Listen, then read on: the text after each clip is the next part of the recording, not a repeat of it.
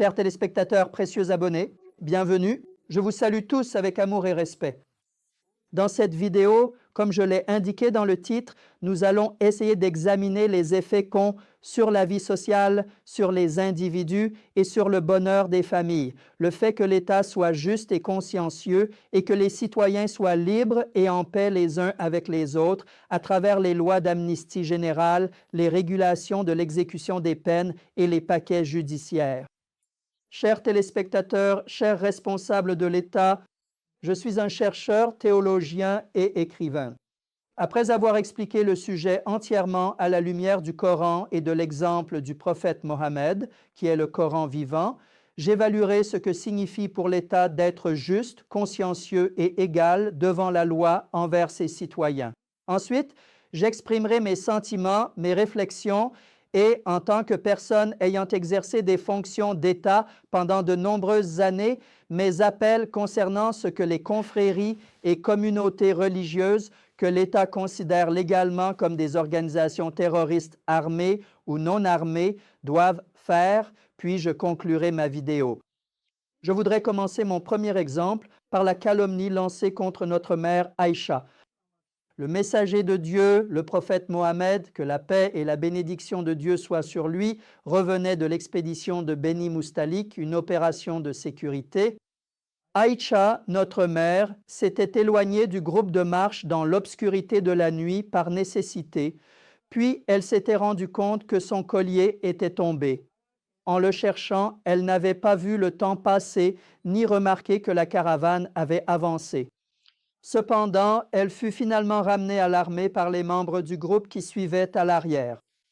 À leur arrivée à Médine, une rumeur se répandit de bouche à oreille, principalement alimentée par les hypocrites et ceux qui les croyaient, notamment Hassan bin Sabit, Mistah bin Usameh et Hamle binti Kash, si bien que tout le monde en parlait. Dans le groupe de versets de la sourate An-Nur, du verset 11 au verset 18, le Coran innocentait Hazreti Aïcha. Il explique à quel point la calomnie et les rumeurs sont une maladie mortelle pour la vie sociale, ainsi que les remèdes et les sanctions qui y sont liés. Dans la partie concernant notre sujet, j'aimerais partager avec vous le lien entre Mistah bin Usameh et cette affaire. Mistah est un parent éloigné de Hazreti Ebou Bekir qui se trouve dans le besoin. Il facilitait constamment leur vie en leur apportant un soutien financier. Cependant, lorsque la personne calomniée s'est avérée être sa propre fille et qu'en tant qu'épouse du prophète, elle était la mère de tous les croyants, Hazreti Ebou Bekir s'est mis très en colère contre Mistah. Il lui a annoncé sous serment qu'il ne l'aiderait plus jamais. Cependant, le verset 22 de la sourate An-Nur dit « Que ceux d'entre vous qui possèdent la grâce et l'aisance ne jurent pas de ne plus donner de leurs biens à leurs proches, aux pauvres et à ceux qui ont émigré dans le chemin d'Allah. Qu'il leur pardonne et fasse preuve d'indulgence. » Faites attention, ne souhaitez-vous pas qu'Allah vous pardonne? Allah est certes pardonneur, il est très miséricordieux. Lorsque l'ordre est descendu, Hazreti Ebou Bekir, en se repentant et en demandant pardon, a appelé Mistah et lui a dit qu'il lui pardonnait et qu'à partir de ce jour, il le soutiendrait encore davantage. Hazreti Ebou Bekir a ainsi montré par son comportement que pardonner est une grande vertu. Notre deuxième exemple concerne la colline des archers à Uhud. Lors de la bataille d'Uhud, le commandant Hazreti Mohammed a placé une unité de 50 archers sous le commandement d'Abdullah bin Zubair sur la colline des archers qui avait une importance stratégique majeure et leur a donné l'ordre suivant. Même si nous gagnons la bataille ou que nous partageons le butin, ne quittez jamais votre poste. La bataille est très intense. La première phase est remportée, mais la guerre n'est pas encore terminée. Connaissant l'importance stratégique de la colline des archers, Khalid ibn al-Walid, en tant que commandant de l'unité d'attaque à cheval, prévoyait, au nom des Mécois, de faire abandonner la colline des archers, puis de contourner l'armée commandée par le prophète Muhammad pour l'attaquer par derrière et la massacrer. Il attendait ce moment. Ce qu'il attendait arriva. Les soldats de la colline des archers, qui s'étaient précipités pour se partager le butin en pensant que la bataille était terminée, déterminèrent l'issue du combat. L'armée islamique subit une défaite. Le commandant en chef se retrouva en difficulté et fut blessé. Même si l'on tenta d'améliorer la situation par un suivi moral, cela reste une réalité. Le fait que 70 des plus éminents compagnons aient été martyrisés, la situation des blessés, montrait à quel point le prix de la désobéissance aux ordres était élevé. L'État, l'armée et l'islam semblaient avoir été blessés. Comment une blessure aussi grave allait-elle se refermer, guérir? Dans de telles situations, c'est encore la révélation qui guide et montre la voie qui venait à la rescousse. La révélation venait pour montrer la voie à suivre face aux crimes commis contre l'État. Elle guidait. La 159e verset de la sourate Al-Imran s'adresse au chef d'État, au commandant en chef, au prophète, messager, commandant, si, en tant que chef d'État, tu avais été dur, au cœur impitoyable, ils se seraient sans doute dispersés loin de toi. Pardonne-leur, prie pour qu'ils soient pardonnés. Consulte-les au sujet des actions à entreprendre. Échange des opinions et des idées. Prends aussi en compte leurs avis. Lorsque cet ordre est arrivé, le chef d'État, le commandant en chef, a également agi conformément à cet ordre. Pour le troisième exemple, approchons-nous de la réalité en partageant avec vous l'attitude adoptée par le chef d'État, le commandant en chef, envers les habitants de la ville de la Mecque, qui jusqu'alors avaient manifesté toutes sortes de comportements hostiles. Le 10 janvier 630, la Mecque est conquise sans qu'aucun combat n'ait lieu. La ville est également remise par le chef mécois, Abu Sufyan. Tout le peuple de la Mecque, hommes et femmes, attendent dans la peur et la curiosité ce qui va leur arriver face au chef d'État et commandant de l'armée, le prophète Mohammed. Car même à leurs plus proches, ils n'avaient rien épargné. Ils les avaient tués parce qu'ils étaient musulmans par la faim, la soif, en les allongeant sur le sable du désert, en leur infligeant toutes sortes de tortures, en les isolant de la société, en les forçant à l'exil et à la déportation, en s'emparant de tout ce qui leur restait, maison, biens, économie. Ils avaient tout pris, tout accaparé. Mais le chef de l'État, le commandant en chef, le prophète Mohammed, paix et bénédiction sur lui, avait un objectif. Il avait un objectif. C'était de gagner des cœurs, de mettre fin à leur hostilité, de construire ensemble l'après-conquête, de vivre en paix. Ayant tiré une très belle leçon de son frère le prophète Joseph, le prophète Mohammed, face à toutes les hostilités subies, sans chercher à se venger, à interroger ou à régler des comptes, a dit « Aujourd'hui, il n'y aura aucun blâme sur vous, vous êtes tout libres et affranchis. » Et il les a tous pardonnés. Il a gagné leur cœur, il a apporté la paix. Il n'a jamais dévié de la justice ni de la miséricorde. Chers téléspectateurs, les dirigeants à tous les niveaux dans les pays islamiques devraient considérer qu'il est de leur devoir de pardonner tous les citoyens qu'ils ont punis pour des actes considérés comme des crimes contre l'État ou la loi, en agissant avec justice envers et entre leurs citoyens et ainsi d'assurer la paix dans leur pays. Passons à la partie concrète du sujet en partageant un dernier exemple important. Au mois de mars de l'an 628, un accord appelé le traité de Hudaybiya a été conclu entre la cité-État de Médine, dirigée par le prophète Mohammed, et la cité-État de la Mecque, dominée par les polythéistes. Les conditions de cet accord comportaient des clauses inacceptables pour les musulmans. Selon cet accord signé avec la délégation présidée par Suhail ibn Amr, il n'y aurait pas de guerre pendant 10 ans entre les armées de la Mecque et de Médine. Des débats ont eu lieu au sein de l'armée musulmane à propos de cet accord. Comme ce ne sont pas les sujets de notre propos, nous passerons à la fois sur les clauses de l'accord et sur les discussions qui ont eu lieu pour rappeler que la sourate Al-Fath a été révélée alors que l'armée retournait à Médine. Je souhaite partager avec vous le point subtil qui se trouve ici. Notre Seigneur annonçait l'accord, la paix, comme une conquête, Le prophète Muhammad, qui était le Coran vivant, concluait également cet accord parce qu'il croyait que c'était ainsi. Par la langue du Coran, son Seigneur scellait dans son cœur et son esprit que la paix et l'accord étaient une conquête. Puisque nous en sommes arrivés là, rappelons une fois de plus notre appel à tous les chefs d'État et gouvernements des pays qui se disent musulmans. Allez-vous choisir la voie des polythéistes de la Mecque, des pharaons, des Yazides, en vous livrant au despotisme, en utilisant la torture et en transformant la loi et les mécanismes de l'État en armes contre tous vos opposants qui ne sont pas des vôtres, en les anéantissant, en commettant des crimes contre l'humanité dans nos prisons pendant des années, en niant leur liberté, leurs droits et leur justice? Et allez-vous continuer ainsi? Ou bien allez-vous tirer des leçons et des avertissements des commandements du Coran, de l'islam qui s'adressent à vous et à nous tous, et de l'exemplarité du prophète Mohammed en apportant la paix à la vie sociale, en accordant une amnistie générale pour les actes que vous considérez vous-même comme des crimes commis par vos citoyens contre l'État et ainsi conquérir leur cœur? Chers téléspectateurs, vous savez que de temps en temps, des lois sont adoptées sous forme de réforme de l'exécution des peines, de paquets judiciaires 1, 2, 3, 9, 10, etc.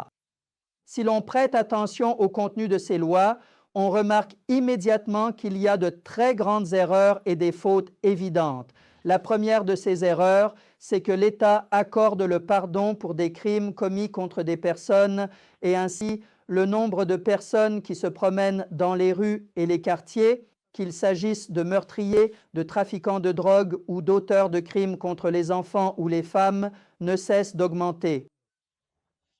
Cependant, les crimes commis contre l'État ne sont généralement pas inclus dans ces régulations.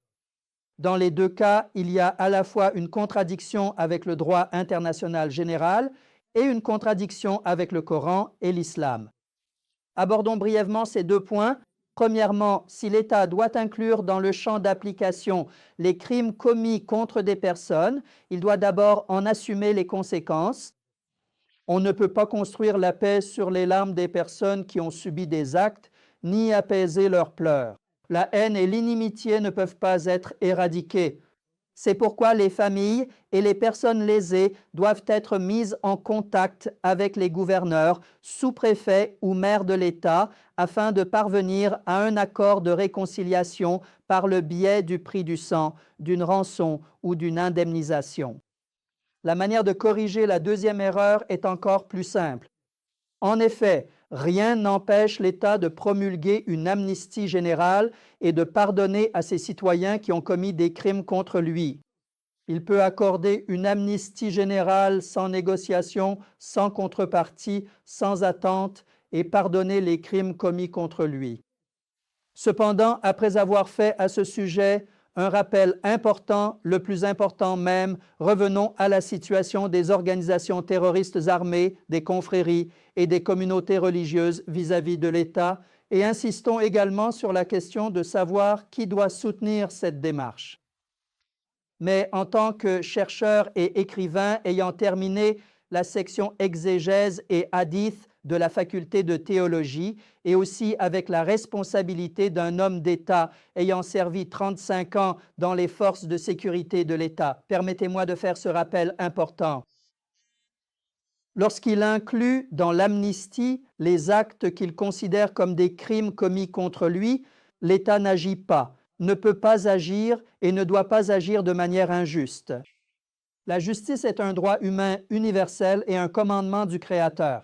C'est également l'un des devoirs les plus importants de l'État et des pouvoirs politiques envers leurs citoyens.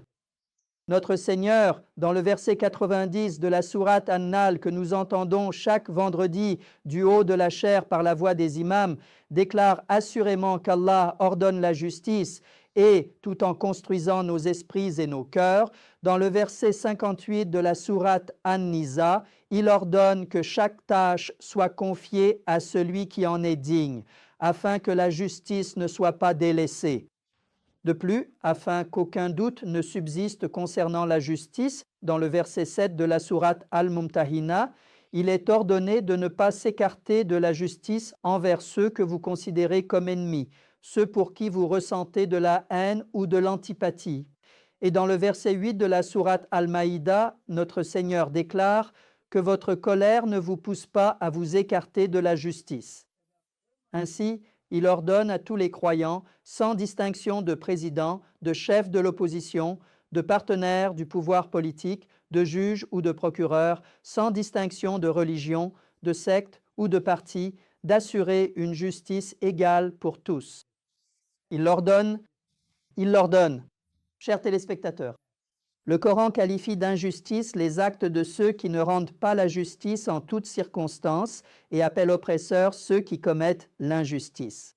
C'est pourquoi nous lançons notre appel à la justice, qui doit être réalisé par les gouvernements, les individus, à travers des lois d'amnistie générale, des réformes de l'exécution des peines et des paquets judiciaires, afin qu'ils évitent l'injustice et ne deviennent pas oppresseurs. Nous adressons également nos appels en premier lieu aux organisations armées ainsi qu'aux confréries et communautés religieuses. Tout d'abord, précisons que l'État est puissant, qu'il possède les connaissances et la supériorité technologique nécessaires à l'efficacité de la protection de ses institutions et qu'il n'a donc aucun problème à prendre des risques pour instaurer la paix par une amnistie générale. Que cela réjouisse nos amis et inquiète nos ennemis. Que tout le monde le sache, amis comme ennemis. Notre appel aux dirigeants de l'État est d'assurer la paix générale, la sécurité et l'harmonie et de ne jamais s'écarter de la justice en accomplissant cela. À cet égard, l'État a des devoirs importants et prioritaires qu'il doit considérer. J'attire votre attention. Le plus urgent et prioritaire parmi ceux-ci concerne les élèves de l'école militaire. Il s'agit des stagiaires militaires ayant le statut d'étudiants et du personnel de rang inférieur dans la police. Permettez-moi de le dire en tant que responsable expérimenté de la sécurité de l'État, ayant travaillé pendant des années dans des écoles de police et dirigé 2 écoles de police pendant de nombreuses années. Aucun de ces militaires ou policiers ne peut être considéré comme coupable. Aucune enquête ne peut être ouverte à leur encontre, et encore moins des peines telles que la prison à vie ne peuvent jamais être prononcées. Car ce personnel a pour mission d'agir sous les ordres de ses supérieurs et de ses commandants. Aucun élève de l'école militaire, ni aucun sous-lieutenant ou commissaire stagiaire ne peut prendre de décision de son propre chef, ni adopter une position contraire aux ordres. La mission de ces personnes est d'agir sur ordre de leurs supérieurs. Si vous tenez absolument à considérer ces personnes comme coupables, alors vous pouvez considérer leurs supérieurs ou leurs commandants de rang plus élevé comme coupables et leur infliger des peines. Immédiatement et sur le champ. Immédiatement et sur le champ. Immédiatement et sur le champ. Aucun élève de l'académie militaire, étudiant de l'académie, stagiaire, commissaire ou sous-lieutenant ne doit être retenu. Ils doivent être libérés sans attendre et leurs dossiers judiciaires doivent être clos. Une fois les informations nécessaires communiquées, ils doivent également être réintégrés dans leurs fonctions. Un autre appel prioritaire important concerne les chefs de service de la police de rang inférieur, ou les grades allant jusqu'à celui de colonel. Pour les infractions commises par ce personnel dans le cadre de leurs fonctions, les enquêtes nécessaires ont déjà été menées, les sanctions allant jusqu'à la révocation ont été soumises aux tribunaux, les procédures requises ont été effectuées et les peines appropriées ont été prononcées. Cependant, pour les grands crimes commis contre l'État tels que le coup d'État, la révolution, la rébellion ou l'insurrection, seuls ceux qui sont impliqués dans la chaîne de commandement, c'est-à-dire ceux qui ont accepté ces missions et commis ces crimes, doivent être punis. Les agents de rang inférieur, qui sont obligés d'agir selon la chaîne de commandement, ne doivent faire l'objet d'aucune procédure. À ce sujet, j'attire une fois de plus votre attention. L'exemple le plus clair et le plus compréhensible pour vous, pour nous tous et pour tout le monde, est le fait que, lors du coup d'État de 1980 mené sous le commandement de Kenan Evren, alors que le pouvoir politique et le Parlement ont été dissous et que la gestion du pays a été prise en main et qu'au moment du procès des participants au coup d'État de 1980, Hulusi Akar, qui était alors sous-lieutenant et qui deviendra plus tard chef d'état-major puis ministre de la Défense nationale, national n'a jamais été interrogé ni même sollicité pour son témoignage. Monsieur le général, mon général, monsieur le général, alors qu'il est au courant de tout cela, il est incompréhensible qu'il ne prenne pas position, qu'il ne dise rien et qu'il garde le silence face à la condamnation à perpétuité des élèves officiers et des sous-lieutenants stagiaires. Mon troisième appel s'adresse spécifiquement à toutes celles et tous ceux qui ont malheureusement été licenciés de leur poste par les décrets-lois que nous appelons communément KHK et qui ont été non seulement arrêtés, mais aussi injustement condamnés à de lourdes peines de prison, arrachés brutalement à leur famille et à toute vie sociale et ainsi privés de leur liberté fondamentale. C'est l'État qui considère unilatéralement ces personnes comme coupables, les juge affiliés ou membres d'une organisation, d'une confrérie ou d'une communauté et les punit. C'est l'État qui punit. Le fait que l'État considère ses propres citoyens comme coupables et les punisse sans même établir son propre cadre juridique ne saurait jamais être compatible avec le droit de l'État, la gestion de l'État, la justice ni la conscience. C'est pourquoi, sans nourrir aucune attente, l'État doit inclure ces personnes dans les paquets judiciaires en sollicitant un entretien mutuel et en cherchant à parvenir à un accord sans attendre et surtout, elles ne doivent en aucun cas être exclues du champ d'application d'une amnistie générale. Il ne doit jamais être question que l'État attende quoi que ce soit de qui que ce soit. Mon quatrième appel concerne l'appel à une amnistie générale pour les organisations terroristes armées. Les organisations terroristes armées sont des structures organisées, c'est-à-dire composées de dirigeants, d'organes de direction, de personnes capables de prendre des décisions et de diriger l'organisation en fonction de ces décisions avec lesquelles il est possible d'entrer en contact. En raison de ces caractéristiques organisationnelles, on peut les prendre pour interlocuteurs, discuter, négocier, parvenir à un accord, et des réglementations juridiques sont mises en place pour résoudre chaque question sur laquelle un consensus a été trouvé. Pour une Turquie sans terrorisme, l'État doit satisfaire aux exigences d'un État démocratique régi par l'État de droit. Il fournit un consensus social à cet effet, y compris le communiqué de presse. Elle peut, doit et reçoit le soutien de toutes sortes de personnes, d'institutions et d'organisations. Notre cinquième appel s'adressera aux ordres et communautés religieuses ainsi qu'à tous les administrateurs, gestionnaires, imams, cheikhs et individus qu'ils considèrent comme appartenant à l'État ou à eux-mêmes. D'abord, l'État doit renoncer à l'habitude de déclarer ses structures ennemies coupables ou traîtres sans même avoir établi son propre système juridique. Il doit établir un cadre juridique en se fondant sur le principe qu'il ne peut y avoir de crime sans loi et agir conformément à ce droit.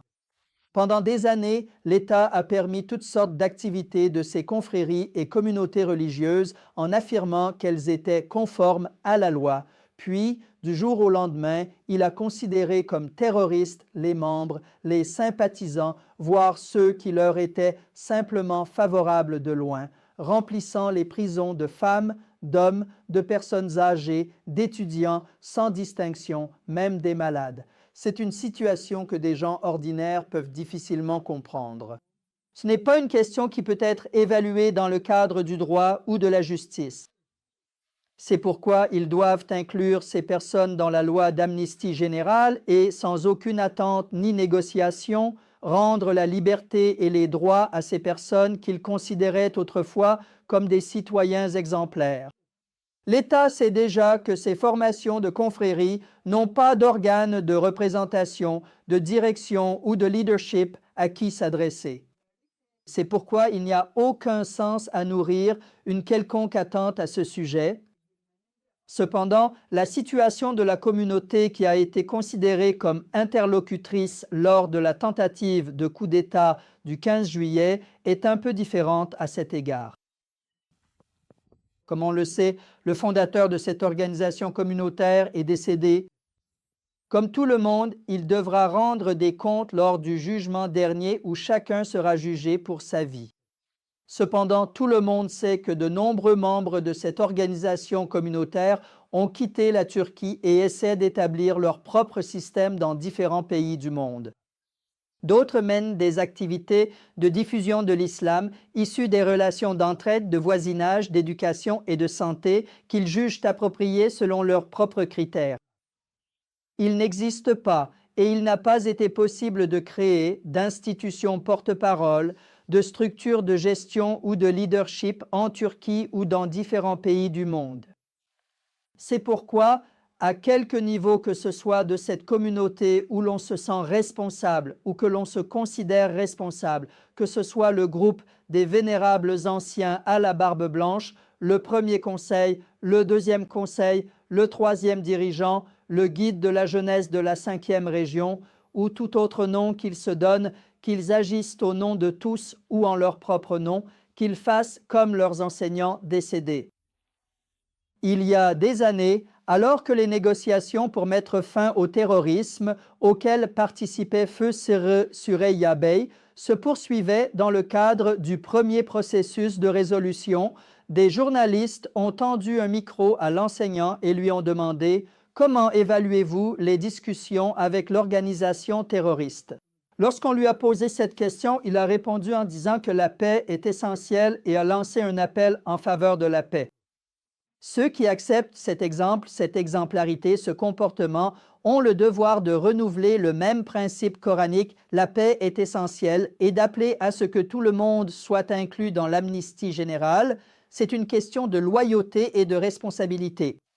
Certains ne veulent pas assumer cette tâche, ils ne veulent pas porter ce fardeau sur leurs épaules. Ils peuvent se demander « Qui entendra ma voix ?» Tout d'abord, dès maintenant, tous les journalistes à l'étranger, quel que soit le type de médias qu'ils utilisent, que ce soit à la télévision ou sur leurs chaînes YouTube, doivent assumer la responsabilité de lancer cet appel. Ils doivent demander et faire en sorte que les professeurs de droit, de sciences politiques ou de théologie qu'ils invitent lancent également cet appel. Peu importe dans lequel des groupes que j'ai mentionnés ils pensent se trouver, ils doivent lancer cet appel à la paix, cette mission, sur les chaînes de télévision ou YouTube auxquelles ils participent ou participeront. De plus, toute personne volontaire, à n'importe quel niveau, qui souhaite assumer une responsabilité morale, doit faire cet appel, même si elle n'a aucun moyen, simplement avec un téléphone et un trépied ou une caméra. Tous les membres et bénévoles de cette communauté doivent savoir que cet appel est l'appel du Coran, l'appel de l'islam. L'appel à la paix n'est le monopole de personne et ne dépend de la permission de quiconque. De plus, dans chaque institution ou organisation bénévole, il peut y avoir, il y a et il y aura des personnes, des groupes, des réseaux d'intérêt, voire des individus mal intentionnés qui pensent d'abord à leur propre intérêt, à leur avenir, à leur position, à leur groupe, qui mènent un combat pour ce qu'ils estiment être juste et vrai uniquement pour eux-mêmes. Ces personnes et groupes n'accepteront jamais, au grand jamais, les commandements de Dieu, l'exemple du prophète, ni les appels à la paix lancés par des individus ou des institutions. Si quelqu'un de l'extérieur lance cet appel, ils s'attarderont sur la forme de ses sourcils, de ses yeux, de ses lèvres. Ils diront que personne n'a le droit de parler au nom de la communauté. Pour ceux qui le font de l'intérieur, ils demanderont « Qui est-ce ? Avec quelle autorité lance-t-il cet appel ? Pour qui se prend-il » diront-ils en faisant la moue, ou bien, en véritables adeptes de l'excommunication, ils tenteront de discréditer ces personnes en leur collant toutes sortes d'étiquettes. Comme le dit le verset, lorsque l'on regarde l'apparence de ces personnes, leur discours, leur position en avant, leur attitude hautaine, leur posture d'érudit ou de savant, leur façon de se mettre en avant en affirmant aimer profondément la communauté. Mais si ces personnes, qui jusqu'à présent n'ont jamais fait la moindre déclaration concernant leurs propres responsabilités, qui n'ont jamais révélé leur propre remise en question, parviennent en plus à atteindre leurs objectifs et à s'imposer devant les volontaires pour endosser le rôle de guide, à leur malheur, quel dommage pour les autres. Pour leur vie et même pour leurs efforts et leurs sueurs qui semblent avoir été vains ou considérés comme tels. Car la meilleure chose que ces personnes aient faite et feront, c'est d'abord de se vendre elles-mêmes pour un maigre bénéfice, puis de vendre silencieusement et discrètement tous ceux qui les entourent. Comme elles l'ont fait jusqu'à présent, comme cela se voit. Chers spectateurs, en concluant notre vidéo, faisons un bref résumé et renouvelons une fois de plus notre appel au devoir de façon concise. L'État et les pouvoirs politiques doivent accorder une amnistie générale à tous ceux qu'ils considèrent comme coupables, sans jamais renoncer à la justice, à l'égalité, à la conscience et au sentiment de rassembler tous les citoyens. Cependant, conformément à l'ordre important et prioritaire des versets 38 de la sourate An-Najm et 7 de la sourate Az-Zumar, qui stipule que nul ne portera le fardeau du péché d'autrui, les élèves officiers de l'école militaire et les sous-lieutenants stagiaires doivent être immédiatement libérés. Conformément au verset 7 de la sourate Al-Mumtahina et 8 de la sourate Al-Maïda, qui ordonnent en tant que principe général du droit que les inimitiés, les rancunes, les haines, les personnes ou sociétés que vous n'aimez pas ne doivent pas vous empêcher d'être juste et que votre colère ne doit jamais vous empêcher d'agir avec justice, il faut savoir que chacun attend d'être pardonné dans le cadre d'une amnistie générale selon des approches de principe et ils doivent être pardonnés. Il faut savoir que là où il n'y a pas de justice, il y a de l'oppression. Il faut savoir que l'oppression est un feu. Le verset 113 de la sourate Hud menace et met en garde non seulement les oppresseurs, mais aussi ceux qui soutiennent l'oppresseur et l'oppression, qu'il s'agisse des dirigeants de l'État ou des individus. Il est dit, le feu vous atteindra aussi. Nous devons savoir que l'oppression n'a ni religion, ni race, ni géographie, ni genre. Nous devons savoir qu'il n'existe pas d'être humain qui ne s'oppose pas à l'oppression. Nous devons savoir que celui qui dit « je ne fais pas partie des nôtres si l'oppression et l'oppresseur viennent de nous » ne se fane jamais. Je le souhaite et je l'espère. Que mon Seigneur ne fasse jamais manquer l'amour dans votre cœur ni le sourire sur votre visage. Que tout se passe selon vos souhaits. Que votre cœur soit rempli d'humanité, de paix, de justice, de conscience et de pardon. Au revoir, que Dieu vous garde.